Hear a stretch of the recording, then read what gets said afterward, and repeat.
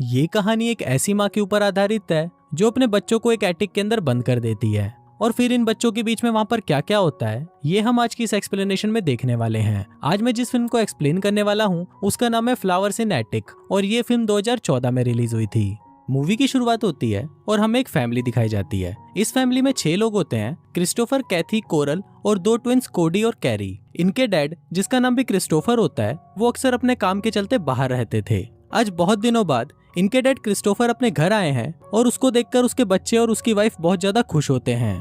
Christopher अपनी wife के लिए एक बहुत महंगा नेकलेस लाता है और यहाँ हमें पता चलता है कि क्रिस्टोफर का प्रमोशन हुआ है और उसके काम के साथ साथ उसकी सैलरी भी बहुत ज्यादा बढ़ चुकी है। अब इसी खुशी में ये लोग आज रात अपने घर पर एक पार्टी रखते हैं, पर पार्टी में क्रिस्टोफर की जगह एक ऑफिसर आता है और उसकी वाइफ को बताता है कि एक एक्सीडेंट में क्रिस्टोफर की डेथ हो गई है। अब ये सुनते ही कोरल शॉक्ड हो जाती है और इसके बाद से ही वो डिप्रेशन में चली जाती है। फिर एक दिन कैथी कोरल से पूछती है कि आपने आगे क्या सोचा है। तब कोरल उसको बोलती है कि एक ऐसी औरत के लिए नौकरी करना बहुत मुश्किल है जो एक हाउसवाइफ हो और उसके 4 बच्चे हों। अब इसी टेंशन में कोरल एक एड्रेस पर बार बार चिट्ठियां भिजवाती है और उसकी कई कोशिशों के बाद एक दिन कोरल को उसकी चिट्ठी का रिप्लाई आता है, जिसको पढ़कर कोरल बहुत ज्यादा खुश हो जाती है। फिर कोरल अपने बच्चों को बताती है कि जिस एड्रेस पर वो चिट्ठियां भेज रही है वो एड्रेस तुम्हारे नाना का है। इस पर कैथी उससे पूछती है कि आपने तो बताया था कि हमारे कोई नाना नहीं है, जिस पर कोरल उसे बोलती है कि तुम्हारे डैड और मैंने भागकर शादी की थी, जिसके बाद से तुम्हारे नाना और नानी हमसे नफरत करने लगे थे, इसलिए तुम्हारे पापा नहीं चाहते थे कि तुम लोगों को इस बारे में पता चले।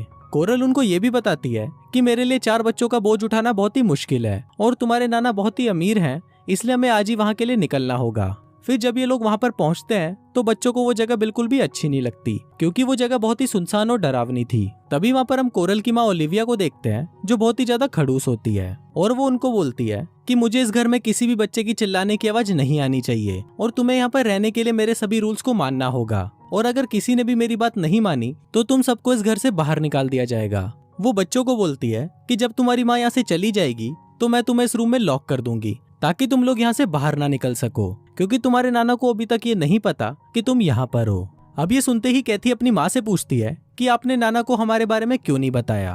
तब कोरल उसे बताती है कि तुम्हारे नाना तुम्हारे डैड से बहुत ज्यादा नफरत करते थे, पर अब वो बहुत बूढ़े हो चुके हैं और कभी भी टपक सकते हैं और उनके टपकते ही सारी प्रॉपर्टी हमारी हो जाएगी।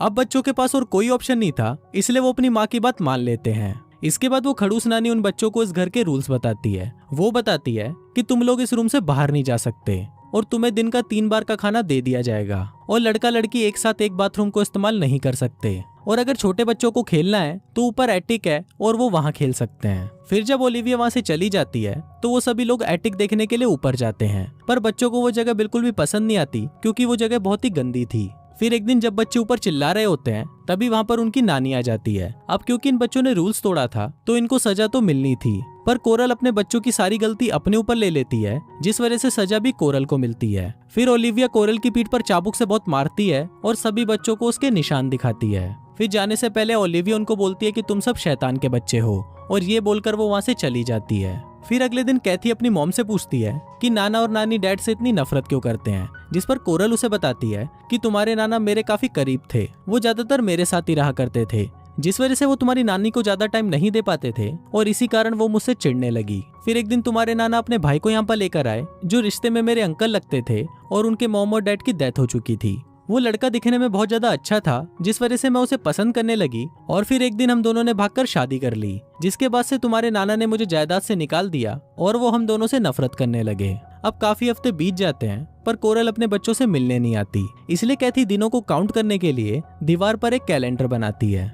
फिर एक दिन कोरल जब उन लोगों से मिलने आती है तो वो बहुत ज्यादा खुश लग रही होती है। फिर कैथी कोरल को बोलती है कि तुम नाना को हमारे बारे में कब बताओगी, जिस पर कोरल उसे बोलती है कि वो ऐसा कभी नहीं कर सकती, क्योंकि यहाँ पर आने से पहले कोरल और उसके डैड के बीच में ये बात हुई थी कि अगर तुम्हारा कोई भी बच्चा नहीं होगा तभी तुम इस घर में रह सकती हो, और मैंने उनको ये बोला था कि मेरा कोई भी बच्चा नहीं है। अब ये सुनकर कैथी को बहुत ज्यादा बुरा लगता है और उसे लगता है कि कोरल हमें यहाँ बंद करके अपनी जिंदगी आराम से जी रही है। अब कैथी अपने छोटे बहन भाइयों का माँ की तरह ख्याल रखती है क्योंकि कोरल उनसे काफी हफ्तों तक मिलने नहीं आती, और फिर एक दिन जब वो उनसे मिलने आती है तो वो उनके लिए नए कपड़े और गिफ्ट्स लेकर आती है। पर इन बच्चों के लिए इन गिफ्ट्स का कोई मतलब नहीं था क्योंकि वो अपनी जिंदगी एक कमरे के अंदर घुट घुट कर जी रहे थे।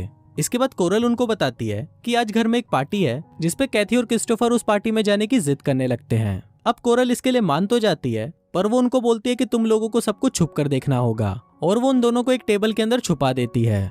फिर वहाँ कैथी देखती है कि उसकी माँ पार्टी में बहुत ज्यादा खुश लग रही है और वहीं हमें कोरल के फादर भी दिखाए जाते हैं जो कि व्हील चेयर पर होते हैं। फिर जब पार्टी खत्म होने वाली होती है तो कैथी और क्रिस्टोफर अपनी माँ को किसी अनजान आदमी को किस करते हुए देखते हैं। ये देखते ही कैथी वहाँ से चली जाती है, पर क्रिस्टोफर को वो घर देखना था इसलिए वो पूरा घर देखने के लिए चला जाता है। पर जब ये बात कोरल को पता चलती है तो क्रिस्टोफर की इस गलती पर कोरल उसे मारने लगती है। फिर एक दिन कैथी क्रिस्टोफर को एक गंदी किताब पढ़ते हुए देख लेती है और फिर बाद में वो इस बारे में कोरल को बताती है, जिस पर कोरल उसे बोलती है कि लड़का और लड़की की बॉडी में उम्र के साथ साथ कई तरह के चेंजेस होते हैं, और ये बोलकर वो कैथी को एक ड्रेस पहनने के लिए देती है। फिर जब कैथी उस ड्रेस को ट्राई कर रही होती है तभी वहाँ पर क्रिस्टोफर आ जाता है और कैथी को इस तरह देखकर उसके मन में फीलिंग्स जागने लगती है। लेकिन तभी वहाँ पर उनकी नानी आ जाती है और उसको लगता है कि ये भाई बहन तो आपस में ही लगे हुए हैं। फिर ओलिविया कैथी को सजा के तौर पर उसके बाल काटने को बोलती है और अगर उसने ऐसा नहीं किया तो उन्हें एक हफ्ते तक खाने को कुछ नहीं मिलेगा। पर कुछ टाइम बाद वो उनको खाने के लिए खाना दे देती है, पर वो रात को कैथी के बालों पर टार लगा देती है जिस वजह से क्रिस्टोफर को कैथी के बाल काटने पड़ते हैं। पर इसी दौरान वो काफी ज्यादा क्लोज आ जाते हैं और उन दोनों के लिए ही एक दूसरे में फीलिंग्स जागने लगती है। अगले सीन में हम कोरल को देखते हैं जो अपने बच्चों से मिलने वहाँ पर 4-5 महीनों बाद आती है और वो अपने बच्चों को बताती है कि उसने शादी कर ली है और वो 4-5 महीनों से हनीमून पर थी जिस वजह से वो उनसे मिलने नहीं आ पाई। अब ये सुनकर क्रिस्टोफर और कैथी को बहुत ज्यादा गुस्सा आता है और वो इस बात के लिए कोरल के ऊपर भड़कने लगते हैं, पर कोरल उनको शांत करने के लिए ओलिविया के हाथों उनके लिए डोनट्स भिजवाती है। फिर अगले सीन में हम क्रिस्टोफर को देखते हैं जो बहुत ही चालाकी से ओलिविया से उस कमरे की चाबी का प्रिंट एक साबुन में ले लेता है और ये लोग यहाँ से बहुत सारा पैसा चुरा कर यहाँ से भागने का प्लान बनाते हैं और इसके लिए ये लोग रोज घर में चोरी करना शुरू कर देते हैं। फिर एक दिन इनको चोरी करते हुए एक किताब मिलती है जिसमें गपागप की सारी पोजीशंस के बारे में लिखा होता है। अब उस किताब को पढ़कर उन दोनों में फीलिंग्स जागने लगती है और वो दोनों वहीं पर ही गपागप करना शुरू कर देते हैं। फिर अगले दिन हम उनके छोटे भाई कैरी को देखते हैं जो बहुत ज्यादा बीमार होता है, जिसके बाद कोरल ना चाहते हुए भी उसको हॉस्पिटल ले जाती है। फिर कुछ दिनों बाद कोरल वहां आकर उनको बताती है कि कैरी को फूड पॉइजनिंग थी जिस वजह से उसकी डेथ हो गई। अब इसके बाद से हम देखते हैं कि इन सभी की तबीयत धीरे धीरे खराब होना शुरू हो जाती है, पर ये लोग इतना पैसा तो इकट्ठा कर लेते हैं कि यहाँ से भाग पाएं और आज ही ये लोग ब्रेकफास्ट के बाद यहाँ से भागने का प्लान बनाते हैं। पर तभी वहाँ पर कोडी उन्हें बताती है कि इस चूहे की मौत हो गई है और ये चूहा वही डोनट खा रहा था जो उस दिन उनकी मॉम ने भिजवाए थे। अब ये सब देखकर हम व्यूवर्स को पता चलता है कि इनकी मॉम ही अपने बच्चों को मरवाना चाहती है ताकि वो अपनी बाकी की जिंदगी अपने नए हस्बैंड के साथ आराम से जी सके। फिर थोड़ी देर बाद वहाँ पर ओलिविया आ जाती है जिसको देखकर वो तीनों बच्चे वहाँ से भागने लगते हैं। ओलिविया लोगों को रोकने की कोशिश करती है पर ये लोग वहाँ की लाइट्स बंद कर देते हैं क्योंकि उनको पता था कि ओलिविया को अंधेरे से बहुत डर लगता है। अब ओलिविया अंधेरे से बहुत ज्यादा घबरा जाती है और वो उनसे रिक्वेस्ट करती है कि प्लीज ऐसा मत करो। इस पर क्रिस्टोफर उसको बोलता है कि तुम तो हमें मारने वाली थी, जिस पर ओलिविया उन्हें बताती है कि डोनट्स में जहर मिलाने का प्लान तुम्हारी माँ का था। पर यह बात सुनकर उन लोगों को कोई फर्क नहीं पड़ता क्योंकि उनके लिए उनकी माँ पहले से ही मर चुकी थी। फिर वो तीनों ऊपर से एक रस्सी फेंक कर नीचे आ जाते हैं और वहां से भागकर एक ट्रेन में चढ़ जाते हैं और इसी के साथ ही ये फिल्म यहीं खत्म हो जाती है।